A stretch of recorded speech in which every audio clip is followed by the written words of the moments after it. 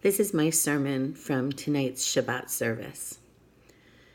Last week, there was another mass shooting in a school, this time in Florida. Is something different this time? After other mass shootings, we have been shocked, horrified, and sad. Politicians sent their thoughts and prayers and made no change. A few voices have called for stricter gun control and have been reprimanded, told not to politicize the deaths, that it's too soon, that immediately after a mass shooting is not the time to bring up gun control. After a short time, the victims are buried and we move on until it happens again. But maybe something is different this time, because this time it's the kids. It started with the kids who were there in school at Marjorie Stoneman Douglas High School in Parkland, Florida. The kids who feared for their own lives and whose friends were murdered with an AR-15 rifle on February 14th.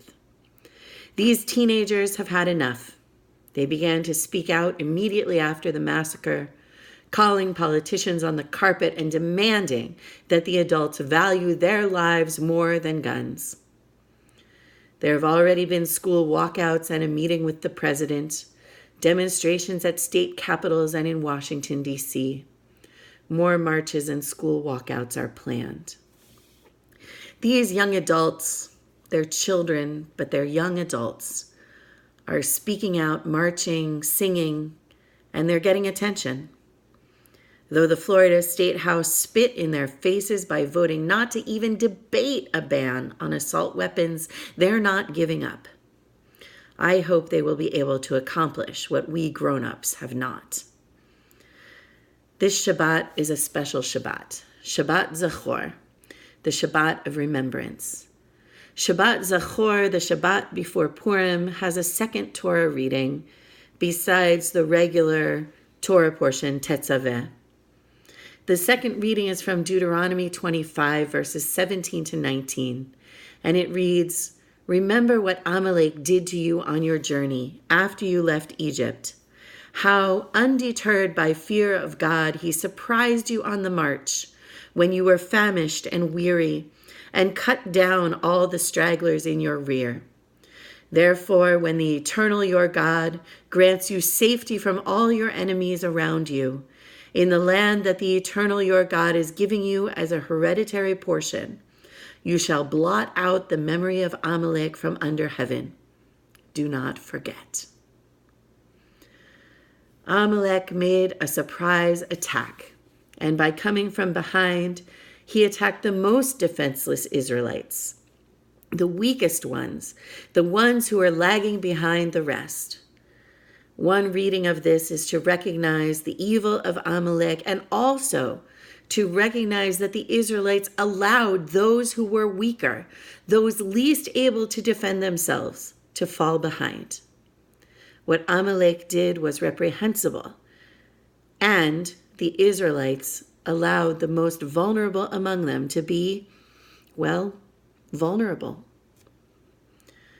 Those who commit mass murder are doing evil, whether in Las Vegas, in Sandy Hook, in Parkland, or anywhere else. Particularly in schools where kids and teachers should be safe, these murderers are like Amalek. And they are the ones responsible for picking up those guns and magazines, walking into those schools and killing.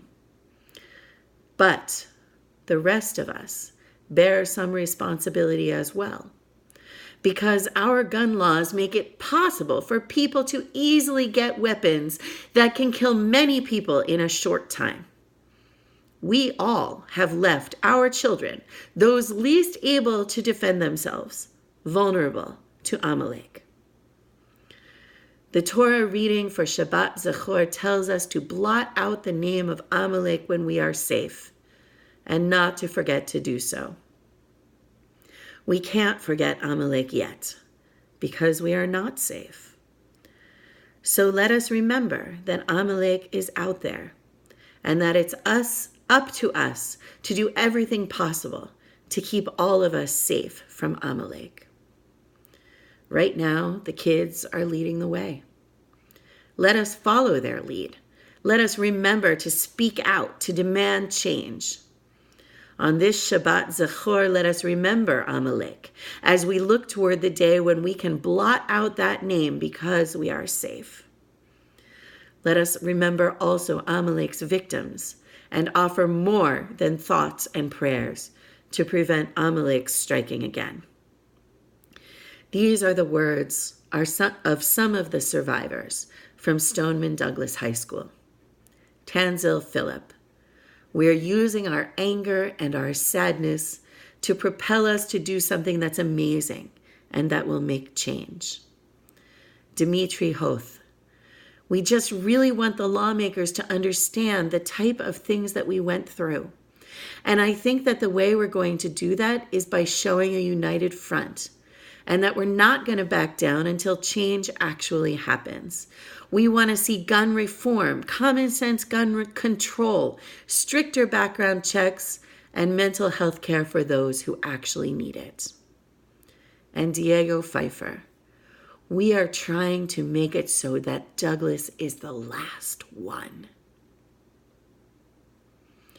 On this Shabbat Zachor, this Shabbat of remembrance, let us also remember the words of these young adults who are saying never again.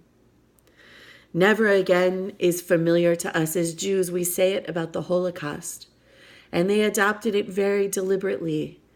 And a lot of the students at that school are also Jews. Is this time different? I hope so, because I long for the day when we can be confident that our children are safe at school and that we are all safe, from the strongest to the most vulnerable among us. And then we can blot out the name of Amalek. Amen and Shabbat Shalom.